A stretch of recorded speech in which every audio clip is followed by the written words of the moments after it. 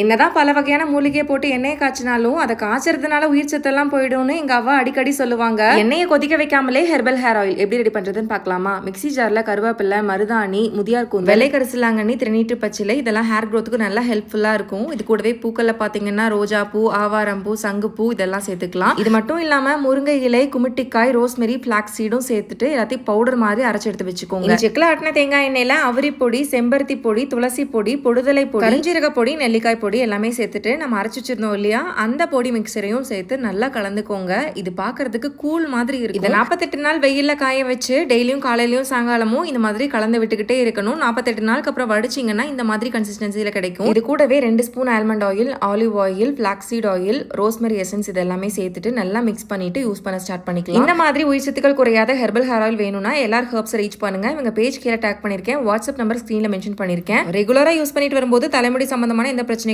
வராது. ட்ரை பண்ணி பாருங்க. பாய்.